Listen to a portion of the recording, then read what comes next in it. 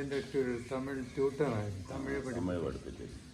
അങ്ങനെ ഇരിക്കുമ്പോൾ അഷ്ടവാദന സഭയിൽ സ്വാമി പ്രഭാഷണമൊക്കെ ചെയ്യുമ്പോഴാണ് നാഗരികർക്ക് പരിചയപ്പെടുന്നത്. അവിടെ യൂറോപ്യൻസും ഒത്തിരി വലിയ സ്കോളേഴ്സൊക്കെ വരും.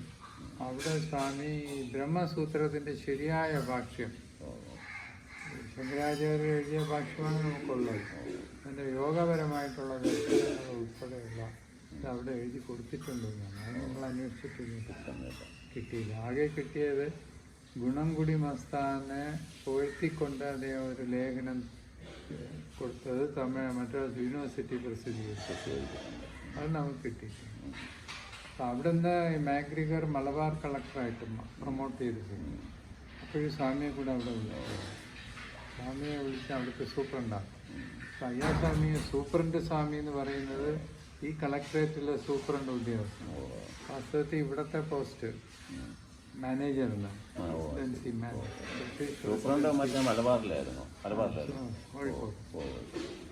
അവിടെ നിന്ന് 1873 ആയപ്പോൾ അദ്ദേഹത്തിൻ്റെ ഒരു ഫ്രണ്ടാണ് ഇവിടുത്തെ ഈ പ്രസിഡന്റ്. അപ്പം അദ്ദേഹം പ്രൊമോട്ട് ചെയ്ത് ഡെപ്യൂട്ടി വൈസ്രോയി ആയിട്ടൊക്കെ പോകുന്ന സമയത്ത് അദ്ദേഹത്തിൻ്റെ ഈ മാനേജർ പോസ്റ്റ് ആദ്യമായിട്ട് ക്രിയേറ്റ് ചെയ്യാം. അദ്ദേഹത്തിൻ്റെ അഭാവത്തിൽ കുറച്ച് നാൾ പ്രസിഡന്റിൻ്റെ കാര്യങ്ങൾ ഉൾപ്പെടെ കൈകാര്യം ചെയ്യാനുള്ള കഴിവുള്ള ഒരാളെ വേണമെന്നുള്ള മാഗ്രിഗർ ആണ് അടുത്ത ഇത് പ്രൊമോട്ട് ചെയ്ത് ഇവിടെ വരുന്നത്. അപ്പോൾ 2 വർഷം മുമ്പ് സ്വാമി ഇങ്ങോട്ട് പറഞ്ഞു ഈ പോസ്റ്റ് എടുക്കാൻ. അതാണ് 1873. 1875 മാഗ്രിഗർ തന്നെ റെസിഡൻ്റായി വരിക. അതുവരെ അദ്ദേഹം കോഴിക്കോട് കളക്ടർ. അപ്പം അവിടുത്തെ സ്വാമി വഹിച്ചിരുന്ന ഉദ്യോഗം സ്വാമിയുടെ യങ്ങർ ബ്രദർ ചാരുവാസനെ ഏൽപ്പിച്ച് അങ്ങനെ ഇങ്ങ് വരികയാണ്. ഇവിടെ വന്നതിന് ശേഷമാണ് ഈ 2-3 അത്ഭുതങ്ങളിലൂടെ എഴുന്നള്ളിപ്പ്, ഈ പൂജ വയ്പ്പിനുള്ള എഴുന്നള്ളിപ്പ് വരുമ്പോൾ സ്വാമി അവിടെ പോയി ആദ്യമായിട്ട് അത് കാണാൻ വേണ്ടി നിൽക്കുമ്പോൾ ഈ വരുന്ന ഗ്രൂപ്പെല്ലാം സ്വാമി നിന്നപ്പോൾ അതിൻ്റെ നിന്നപ്പുറം പോകുന്നില്ല. അവർക്കെല്ലാം ഒരു ട്രാൻസായിട്ട് അങ്ങനെ നിൽക്കുന്നു. മഹാരാജാവ് 6:15 അവിടെ കൃത്യം അത് റിസീവ് ചെയ്യാൻ വേണ്ടി അനിഴന്നിരുന്ന മഹാരാജാവ് അവിടെ നിൽക്കുന്നു. 7:15 ഇവിടെ വാദ്യഘോഷവും ഇല്ല, അനക്കവും ഇല്ല. സൂര്യനാരായണ പുരസ്കാരത്തിൽ പോയി നോക്കാം. അങ്ങനെ അന്വേഷിക്കുമ്പോഴാണ് പുതുതായിട്ട് വന്ന മാനേജർ അവിടെ നിൽപ്പുണ്ട്. ഇതൊന്നുമില്ല, അനക്കമൊന്നുമില്ല. അങ്ങനെയൊക്കെ ഉള്ള കുറച്ച് അത്ഭുതങ്ങൾ വരുമ്പോൾ ഇതിന് ദൃക്സാക്ഷി കുഞ്ഞമ്പിള്ള ചട്ടമ്പിച്ചാണ്. അദ്ദേഹത്തിന് 16 വയസ്സ്. അങ്ങനെ ഫോളോ ചെയ്താണ് 6 വർഷം വീട്ടിൽ. പിന്നീടാണ് ജ്ഞാനപ്രചാര സഭയിൽ ഇതിന് പോകും, പ്രഭാഷണം ചെയ്യാൻ പോകും. രാമപിള്ള ആശ്രമം. അവിടെയാണ് ഈ നമ്മുടെ മനോന്മണിയം സുന്ദരം പിള്ള, മനോന്മണിയം എന്നുള്ള പേരില്ല, അദ്ദേഹത്തിൻ്റെ കുറേ കൂട്ടുകാരും എല്ലാവരും കൂടെ വന്നു. ഇത് കേൾക്കുമ്പോൾ നമ്മൾ ഇതുവരെ മനസ്സിലാക്കിയ തിയറി അല്ലല്ലോ, ഇത് കുറച്ചുകൂടെ അനുഭവമുണ്ടല്ലോ. അവരതുപോലെ പ്രാക്ടീസ് ചെയ്യുമ്പോൾ അനുഭവം കിട്ടും, യോഗ കാര്യങ്ങളൊക്കെ. അങ്ങനെ സ്വാമിയെ ഫോളോ ചെയ്ത് അങ്ങനെ ചട്ടമ്പി സ്വാമി ആദ്യത്തെ ശിഷ്യനാണല്ലോ. അപ്പോൾ സ്വാമി പറയും ഈ വിദ്യ പരമ രഹസ്യമായ വിദ്യയാണ്. അത് എല്ലാവർക്കും കയ്യിൽ ഒരു അക്ഷരം ഒരാൾക്ക് താങ്ങാൻ പറ്റും. ഒരു ബീജാക്ഷരം താങ്ങണമെങ്കിൽ അവൻ കൊടുത്തു വെച്ചവനായിരിക്കും. ഇനി ഒരു ജന്മം ഇല്ലാത്ത രീതിയിൽ അവൻ മുക്തനായിരിക്കും. എന്നാലേ ഇങ്ങനെയുള്ള സദ്ഗുണങ്ങൾ പ്രാപിക്കാൻ പറ്റും. നാരായണ ഗുരു ചട്ടമ്പി സ്വാമിയായിട്ട് ഫ്രണ്ട്ഷിപ്പ് ഉണ്ട് അതിന് മുമ്പ്. അപ്പോൾ അവരിങ്ങനെ പറഞ്ഞുകൊണ്ടിരിക്കുമ്പോൾ ചട്ടമ്പി സ്വാമി കുറച്ച് അറിയാത്ത കാര്യങ്ങളൊക്കെ പറയുന്നുണ്ടല്ലോ. ഇതെങ്ങനെ അന്വേഷിച്ചപ്പോൾ അദ്ദേഹം പറഞ്ഞു എൻ്റെ ഗുരുവാണ്. അപ്പോൾ അദ്ദേഹത്തെ ഒന്ന് കാണുന്നു. അങ്ങനെ ആരും അടുപ്പിക്കുന്നില്ല. എന്നാൽ പോലും 4-5 വർഷം വിളിക്കുന്നു. എന്നാലും ശ്രമിച്ചു നോക്കാമെന്ന് പറഞ്ഞ് വിളിച്ചുകൊണ്ട് അത് അടുത്ത വർഷം ചിത്ര പൗർണമിക്ക് അല്ലേ, അത് നമുക്ക് ഡേറ്റ് ഉണ്ട് 80 മറ്റേത് 79 79 ചത്തമിസാനി 6 കൊല്ലം അങ്ങനെ പരീക്ഷിച്ചു അല്ലേ? അതെ 73 വന്നു 79 അങ്ങനെ അങ്ങയുടെ ക്വാർട്ടേഴ്സാണ് ഇപ്പോൾ ഭാരത് ഭവൻ എന്ന് പറയുന്നത്. അവിടെയായിരുന്നോ? അവിടെ അത് അതിൻ്റെ ഒരു വിങ്ങായിരുന്നു.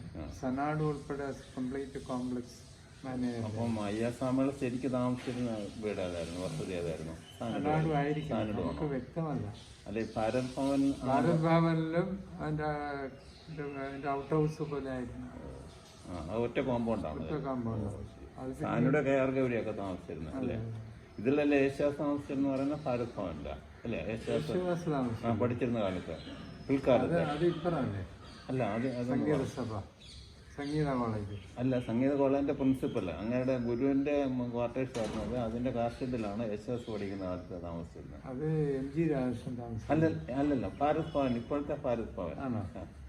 അപ്പൊ എന്തായാലും ഇപ്പൊ ഇരിക്കുന്ന ആ ക്ഷേത്രം തൊട്ട് ശാസ്താംകോവിൽ വരെയുള്ള കംപ്ലീറ്റ് അത്രയും ദൂരം ഉണ്ടല്ലോ, അത് ഇതിന്റെ അനെക്സ്റ്റ് ആയിരുന്നു.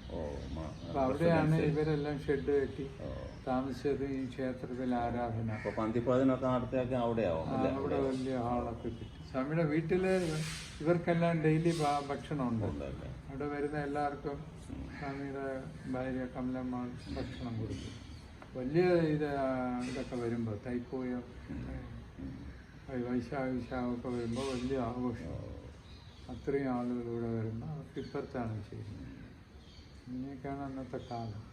പക്ഷേ മഹാരാജാവിൻ്റെ ഒന്നും ഒരു ആനുകൂല്യവും വാങ്ങിക്കില്ല. ഇതിനൊക്കെ അവർ ഒരു ചാക്കരി 2 ചാക്കരി സ്വാമിയുടെ ശമ്പളത്തിൻ്റെ ബാക്കി വീട്ടു ചെലവ് കഴിഞ്ഞ് ബാക്കിയുള്ളവരെ ഇതിനോട്ടിരുന്നു. 1 രൂപ പോലും കൊട്ടാരത്തിൽ നിന്ന് അദ്ദേഹം അനാവശ്യമായിട്ട് പറ്റിയില്ല. സമാധി ആകുമ്പോഴും അവർ സ്വാമിയുടെ നിർബന്ധ ബുദ്ധി അവർക്കറിയാം. എന്നാലും അവർ ഇങ്ങനെ അപേക്ഷിച്ചു ശ്മശാനത്ത് ഒരിക്കലും പോകരുത്. ശ്മശാനത്ത് അന്നത്തെ അവരുടെ വിശ്വാസം അനുസരിച്ച് ശ്മശാനത്ത് ചെല്ലാൻ പാടില്ല. ശ്മശാനം മൊത്തത്തിൽ 5 ഏക്കറൊക്കെ വരും. ഇത് കംപ്ലീറ്റ് ശ്മശാനമാണ്. എത്ര ഏക്കർ വരും?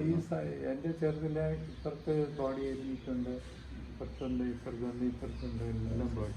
പിന്നെ ക്രമേണ ഇത് ഒഴിഞ്ഞത്, ആളുകൾ അക്വയർ ചെയ്തത്. നമുക്കിവിടെ 22 സെന്റ് ഉണ്ട്.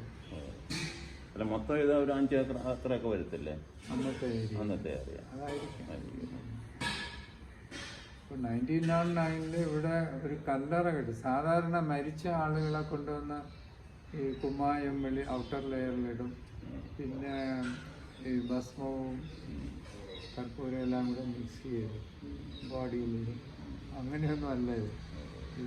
അദ്ദേഹത്തിന് തപസ് ചെയ്യാനുള്ള ഒരു പീഠം ഭൂമിക്ക് അടിയിൽ ഉണ്ടാക്കിയതാണ്. അതിന് പൈസ ചെലവാക്കിയതും ലോനാസ്വാമി അതിന് മുമ്പ് കൊട്ടാരത്തിലെ ഉദ്യോഗസ്ഥനായിരുന്നു. അപ്പം അവരുടെ പൈസ കൊണ്ട് തന്നെ ഇതെല്ലാം ഉണ്ടാക്കി. ആകെ ചെയ്തതും രാജാവ് ഈ സ്ഥലം പവർ ഉപയോഗിച്ച് ഇത് വേറെ ഒരു ഇതിനെ എടുക്കരുതെന്ന് പറഞ്ഞൊരു ആജ്ഞയുള്ളൂ. അതിൻ്റെ ഇതെല്ലാം ഉണ്ട്.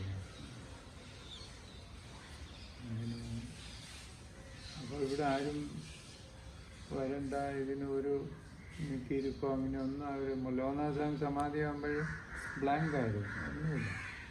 പിന്നെ മറ്റേ ഡോക്ടർ TC പിള്ള, വരദരാജൻ നായരുടെ ജ്യേഷ്ഠൻ, മന്ത്രിയായിരുന്ന വരദരാജന്റെ ജ്യേഷ്ഠനാണ് ഡോക്ടർ TC പിള്ള. അവരുടെ ഫാമിലി ആയിരുന്നു ഇത് നോക്കിക്കൊണ്ടിരുന്നത് തുടക്കത്തിൽ. അപ്പൊ അവർക്ക് ഈ ദിവാൻ രാജഗോപാലാചാര്യൊക്കെ ബന്ധമുണ്ട്, അതറിയോ? അവരുടെ വേറൊരു അമ്മച്ചി വീട്ടിൻ്റെ പരമായിട്ട് അദ്ദേഹം അവിടെ ദിവാനായിരുന്നല്ലോ. അമ്മമാരാണിക്കുള്ള സമയം അദ്ദേഹമാണ്. അപ്പോൾ അദ്ദേഹത്തിൻ്റെ ഒരു ആശ്രയത്തിൽ ഇതിനെ 55 മുതൽ വിളക്ക് എത്തിച്ചു. അതിൻ്റെ പൂജയും പൂജാരി ഇവർക്ക് സമയമില്ലാത്ത. അതല്ലാതെ നാളത്തേക്ക് ഒരു നീക്കിയിരിക്കും ഇവിടെ ഇപ്പോഴും അങ്ങനെ തന്നെയാണ്. ഇത്തവണ ഗുരുപൂജ നടന്നു. ആദ്യമായിട്ട് തൃശ്ശൂർ നമ്മുടെ ഇതിൻ്റെ ഒരു അംഗം അവിടെ കുറച്ച് ഇതൊക്കെ സംഘടിപ്പിച്ചു. വലിയ സമ്മേളനം, ചത്തമി സ്വാമിയുടെ ജന്മദിനം, സമാധി ദിനം, ഇതെല്ലാം അവിടെ അവർ പ്രത്യേകം ആചരിച്ചു. നമ്മളിവിടുന്ന് പൈസ ഒന്നും കൊടുക്കില്ല, അവരവിടെ നിന്ന് ലോക്കലി കളക്ട് ചെയ്ത്